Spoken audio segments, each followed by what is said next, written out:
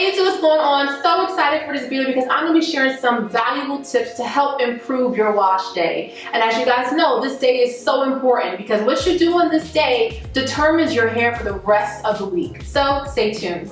Okay, so number one is going to be finger detangling, and you want to do this prior to washing your hair because when you do decide to fully detangle your hair with a conditioner, you're going to save so much time and so much hair because it is a very gentle way of removing knots and tangles. I would recommend maybe putting a few drops of oil on your hair to kind of add some lubrication to the strands, but finger detangling is definitely a game changer prior to washing your hair. Okay, number two is to pre-poo with lauric acid. Now, of course, you can't get lauric acid by itself, so you want to find oils that have a high amount of lauric acid within it because lauric acid actually penetrates into the hair. And on your wash day, your hair experiences the most amount of water, and this can easily lead to protein loss, which leads to frizziness, dryness, breakage, and all of those things that you don't want. So when you pre-poo your hair, you're kind of putting a shield within the hair to block out excessive amounts of water. And the oils that I recommend are coconut oil, babasu oil, and moro butter. Next is pretty obvious, but I always say it, but shampoo is for the scalp only.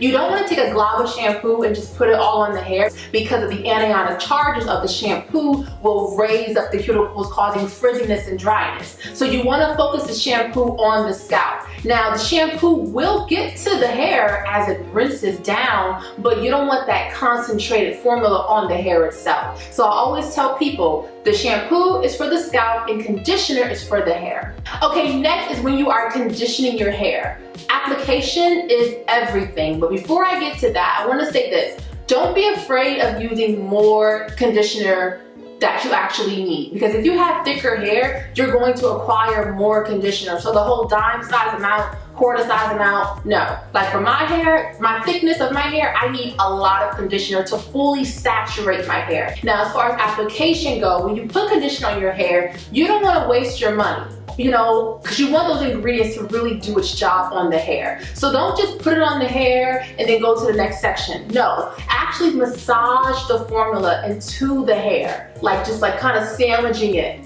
just like this. Because what happens is you are allowing those ingredients to have a better affinity on the cuticle. And when I say affinity, meaning those ingredients within the conditioner are going to stay on the cuticle a lot longer so they can actually perform a lot better. And also, if you suffer from really dry hair, even after conditioning and deep conditioning your hair, you may want to invest in a steamer to get some additional moisture into your cuticles. Alright, so you shampooed your hair, you conditioned your hair, now it's time to style your hair. One thing that I've known about for a very long time that I absolutely love is the scarf method. And the scarf method was created by Hairlicious, and she, in my opinion, is like an OG, like back in the day, 2008, 2010 OG in the hair care community. So what she does is the scarf method, which helps to lay your edges down and to reduce frizz. So this is great for buns, braid outs, twist outs, all of the things, and I love the method because it makes styling my hair so much easier. So I will include her video link in the description box below for you to check out the video and see exactly how it's done. And last but not least, when it comes to styling your hair, the oils that you use are going to be so key,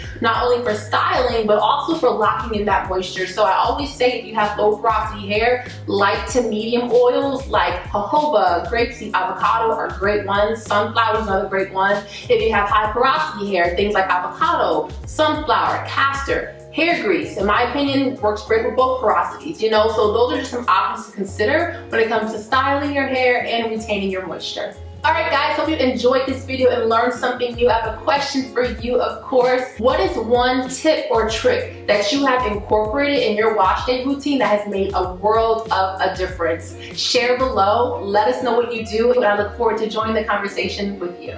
Make sure you guys subscribe for more curly chemistry content. Make sure notifications are on. Like this video, comment, share this video, and thank you guys so much for being here. And thank you guys for getting the Curly Girl's Guide to Hair Care Ingredients. I'm so happy that it's making a difference in your hair care journey. And if you are interested in starting a hair care line but need some advice on where to start and how to complete and how to launch, I have a special link below for you to work with me one-on-one. All right guys, have a wonderful day and I'll see you guys soon.